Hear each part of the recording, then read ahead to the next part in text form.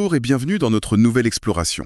Aujourd'hui, on plonge dans une histoire qui ressemble vraiment à un scénario de film dramatique. Salut. Ouais, un drame sportif pur et dur. C'est ça. Mais c'est pourtant la réalité brutale du sport de très haut niveau. On aborde une trajectoire assez fascinante. Une ascension foudroyante, une gloire nationale incandescente, suivie d'une chute, tout aussi vertigineuse. Complètement. C'est le genre d'histoire qui dépasse largement le cadre du sport, en fait. Absolument. Le sujet central de notre analyse d'aujourd'hui, c'est Walid Regragui, l'entraîneur de l'équipe nationale marocaine de football, les fameux Lions de l'Atlas. Une équipe qui a marqué l'histoire récente. C'est indéniable.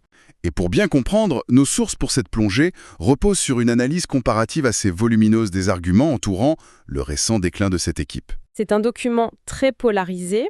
On a vraiment deux camps qui s'affrontent. Exactement. D'un côté de la table, on a les défenseurs des circonstances atteignantes, ceux qui plaident la fatalité physique et tactique. Et de l'autre côté, on trouve des critiques très acerbes. Des observateurs qui pointent du doigt des erreurs de gestion flagrantes, voire une forme d'aveuglement.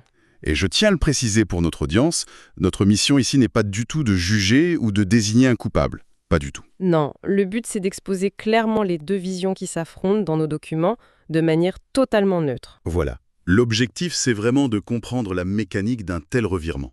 Comment un héros sportif, qui a réussi à unir toute une nation, peut se retrouver en quelques mois au centre d'une remise en question totale. Bon, décortiquons un peu tout ça. Pour saisir l'ampleur du séisme, il faut d'abord regarder d'où l'on part. Avant même que Walid Regragui ne pose le pied dans ce vestiaire, l'atmosphère était décrite comme toxique. Le contexte initial est effectivement la clé de voûte de cette histoire. Nos sources décrivent une période particulièrement chaotique. C'est souvent résumé dans les textes sous le nom de l'épisode Hakimi. Ouais, un épisode assez lourd. Très lourd. Pour contextualiser sans se perdre dans les querelles d'ego de l'époque, il s'agissait d'une fracture ouverte entre l'ancienne direction technique et les joueurs stars de l'équipe. L'équipe nationale tournait carrément en rond. Il y avait un manque flagrant de direction, non? Les documents parlent d'une rigidité presque militaire. C'est le terme. Une rigidité qui étouffait complètement le talent individuel.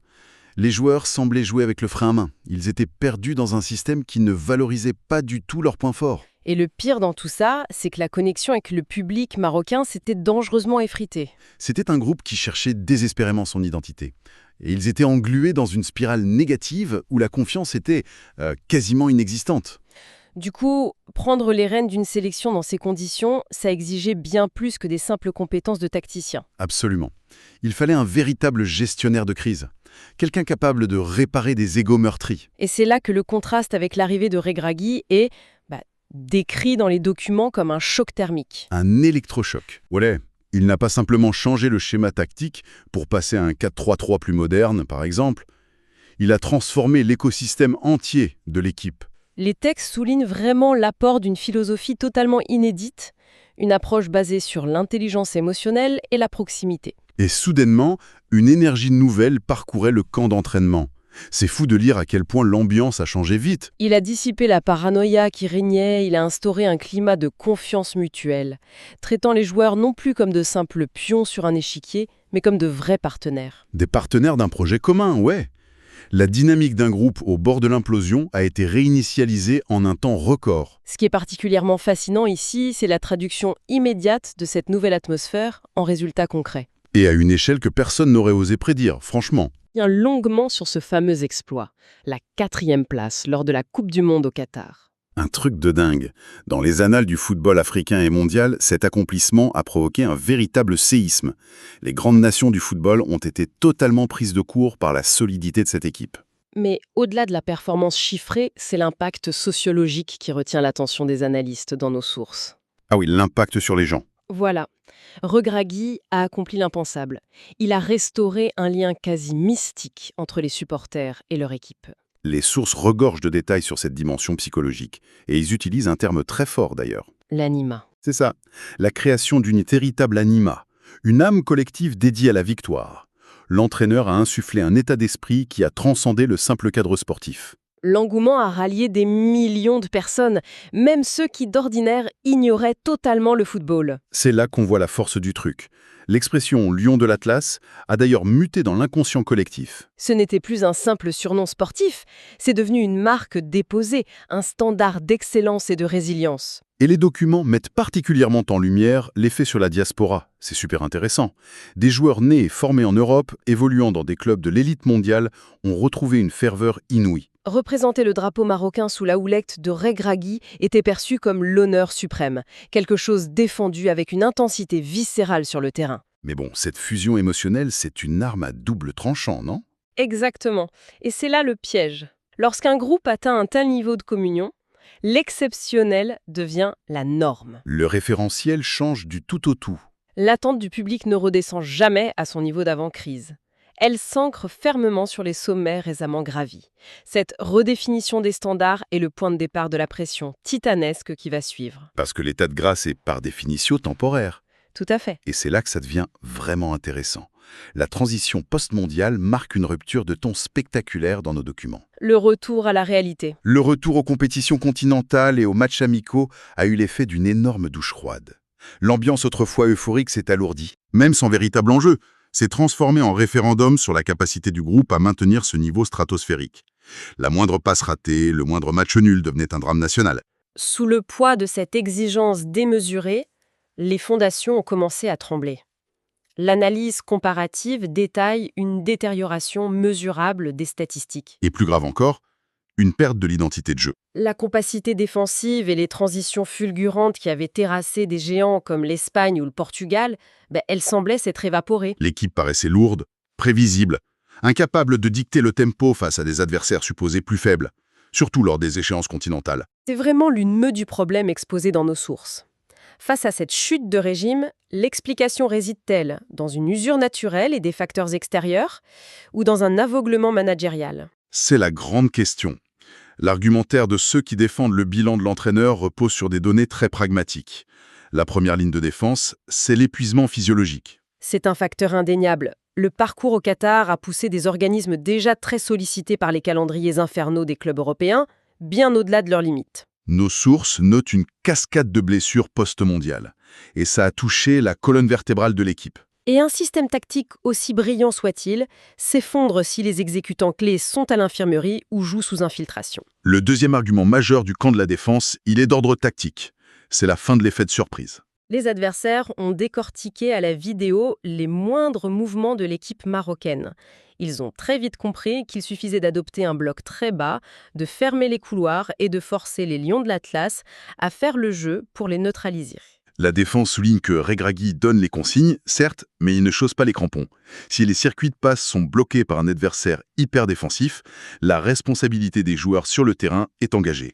La dynamique décrite par ce camp s'apparente au fameux syndrome du deuxième album dans l'industrie musicale. J'aime beaucoup cette métaphore. C'est très pertinent pour le sport. Oui, l'exploit initial bénéficie d'une conjonction d'énergie, de surprise et d'absence de pression, mais une fois l'œuvre couronnée de succès, l'artiste, ou ici l'équipe, devient la cible à abattre. L'écosystème entier s'organise pour décrypter et contrer la formule gagnante. Et pour survivre au sommet, il faut se réinventer instantanément, alors que l'instinct naturel de tout être humain, c'est de s'agripper à la méthode qui vient de prouver son efficacité.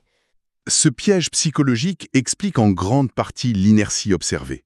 C'est une justification solide des difficultés rencontrées qui dédouane en partie le staff technique en pointant la complexité du contexte global.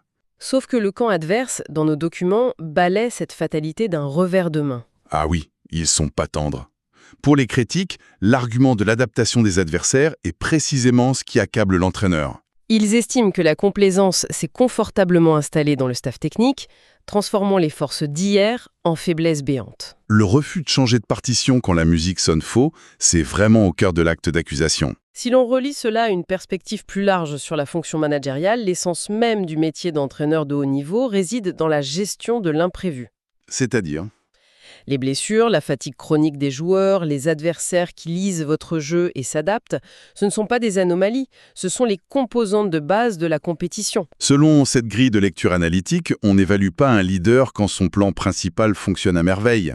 Non, On l'évalue quand il est contraint de concevoir une alternative en temps réel. La véritable critique porte sur l'incapacité manifeste à proposer un plan B crédible face à des blocs défensifs resserrés. Et les reproches tactiques soulevés dans les rapports sont d'une grande précision là-dessus. L'accent est mis sur une rigidité stratégique qui est devenue presque dogmatique. Enfermé dans un schéma stéréotypé. Les sources relèvent une frilosité alarmante dans le coaching en cours de match. Ils pointent du doigt des remplacements effectués systématiquement dans les 10 dernières minutes. Bien trop tard pour inverser le cours du jeu. C'est une critique récurrente. Mais la critique la plus virulente, elle concerne l'entêtement à titulariser des joueurs cadres complètement hors de forme. Ce qui a pour effet d'isoler les attaquants de pointe et de déséquilibrer tout le milieu de terrain. Au lieu de lire la dynamique du match en cours, il donnait l'impression de prier pour que la magie du Qatar ressurgisse d'elle-même. Cette paralysie sur le tableau noir a eu des répercussions désastreuses dans l'endroit le plus sensible d'un club de football, le vestiaire. L'analyse met en exergue le fait que la perte de flexibilité tactique s'est accompagnée d'une perte de lucidité dans la gestion humaine. L'autorité d'un manager repose sur la méritocratie. Dès lors que l'impression d'injustice s'installe, le contrat moral avec le groupe se fissure. Et un détail frappant tiré des textes illustre parfaitement cette fracture. La fameuse salle d'attente. Oui, il est fait mention de la mise en place insidieuse d'un casting fermé. Concrètement, nos sources rapportent qu'une poignée de joueurs au statut d'intouchable formaient un club très exclusif. Qu'ils soient remplaçants dans leur club européen ou physiquement diminués, leur place de titulaire en sélection était garantie. C'est là qu'une des sources utilise cette expression glaçante rapportée des coulisses. Elle décrit le rassemblement non plus comme une famille, mais comme une salle d'attente. Les jeunes talents, pourtant performants et pleins de fougue, venaient s'asseoir sur le banc. Ils regardaient les héros du passé monopoliser le temps de jeu. La frustration engendrée par ce plafond de verre a logiquement pollué l'atmosphère. Ça a tué la saine concurrence indispensable au maintien de l'excellence. Le plus préoccupant dans la trajectoire décrite par l'analyse, c'est la manière dont ce dérèglement interne a modifié la posture publique du sélectionneur. L'homme qui avait séduit la presse internationale par son humilité et sa capacité à fédérer a adopté un ton radicalement différent. L'évolution de sa communication est dépeinte comme le symptôme d'un mécanisme de défense. Lors des conférences de presse, l'analyse ouverte et honnête a laissé place à une arrogance perçue. Face aux questions légitimes sur la faiblesse du jeu, les réponses devenaient cassantes. Il invoquait sans cesse le statut acquis lors du mondial pour clore le débat. Et le fait de nier farouchement l'évidence d'une contre-performance, de défendre des choix tactiques indéfendables face aux journalistes, ça finit par rompre le lien de confiance. Quand un manager s'enferme dans le déni publiquement, le message ne résonne plus dans le vestiaire. Parce que les joueurs, eux, connaissent la vérité du terrain. Ils savent ce qui cloche. Alors qu'est-ce que tout cela signifie, au fond ? L'image qui se dégage de cette confrontation d'arguments, c'est celle d'un architecte piégé dans son propre édifice. Un leader qui a écrit l'une des plus belles pages de l'histoire sportive de son pays, mais qui s'est retrouvé incapable d'ouvrir les fenêtres pour faire entrer de l'air frais. La fin de l'analyse se penche très sérieusement sur la survie même du projet. L'incapacité à intégrer du sang neuf et à sanctionner sportivement les baisses de régime a grippé la machine. Au point où la question d'une rupture totale se pose. Une règle non écrite, mais implacable du sport professionnel. L'immobilisme est une condamnation à mort. C'est dur, mais c'est la réalité. Une équipe n'est pas une entité figée dans l'ambre. C'est un organisme vivant qui doit muer. Les adversaires progressent, les corps s'usent, les motivations fluctuent. Et si l'encadrement technique refuse d'orchestrer cette évolution par excès de loyauté envers les artisans des succès passés, le système finit par imploser de l'intérieur. Le conservatisme, motivé par la gratitude, devient paradoxalement le destructeur de l'héritage construit. Le verdict qui ressort de nos documents, malgré le profond respect affiché pour le palmarès de Walid Regragui, est sans appel. L'heure n'est plus aux ajustements à la marge. L'équipe nationale marocaine, asphyxiée par ses propres certitudes et paralysée par ses blocages psychologiques, a cruellement besoin d'un électrochoc pour éviter le naufrage total. La notion du bonhomme à la bonne place est décrite comme appartenant au passé. Les rédacteurs des sources posent une réflexion cruelle sur la gestion de carrière au sommet. La grandeur ne consiste pas seulement à savoir conquérir le pouvoir, mais à savoir s'en détacher. Quitter la scène avant que la lumière ne s'éteigne. Préserver la légende, quitte à laisser la place à une nouvelle vision, c'est souvent préférable au fait de s'agripper au gouvernail d'un bateau qui n'avance plus. C'est clair. En condensant l'ensemble de cette analyse, le mandat de Walid Regragui à la tête des Lions de l'Atlas s'impose comme un cas d'école vertigineux sur le cycle de vie des projets sportifs. On a là l'anatomie d'un miracle. Une alchimie humaine rare, catalysée par une intelligence émotionnelle hors du commun, qui a permis de soulever des montagnes. Puis on observe la pathologie du déclin. Un système effondré sous le poids de sa propre légende. Le refus d'actualiser le logiciel tactique face à une opposition qui avait résolu l'équation, couplé à une gestion de groupe transformée en club fermé, a conduit à une impasse. C'est l'illustration clinique de l'immense fossé qui sépare l'acte de conquérir les sommets de l'art infiniment plus complexe d'y installer un campement durable. La frontière entre la fidélité et l'entêtement semble infime à la lecture de ces documents. Les forces qui ont créé le miracle se sont retournées contre l'équipe. L'union sacrée est devenue du favoritisme, la certitude d'avoir raison s'est muée en dogmatisme et la protection des joueurs s'est transformée en déni public. C'est une dynamique vraiment fascinante à observer de l'extérieur. Absolument. C'est fascinant et tragique à la fois. Cela soulève une question cruciale. Une pensée qui n'est pas directement formulée dans l'analyse de nos sources, mais qui s'impose naturellement à la fin de cette lecture. Vas-y, je t'écoute. En étudiant l'ascension et le déclin d'une figure aussi emblématique, on en vient à s'interroger sur la nature même du leadership ultime. Et si la marque des plus grands n'était pas l'accumulation de trophées ou la capacité à fédérer dans la tempête, mais une forme de lucidité presque cruelle envers soi-même? C'est une excellente réflexion. La capacité d'un leader à regarder son œuvre et à comprendre, avec une objectivité absolue, le moment exact où sa propre présence, son aura et ses méthodes cessent d'être le moteur du groupe pour en devenir le principal frein. Le sacrifice suprême d'un grand dirigeant, ce serait donc d'organiser sa propre disparition pour que l'équipe puisse continuer à grandir sans lui. Exactement.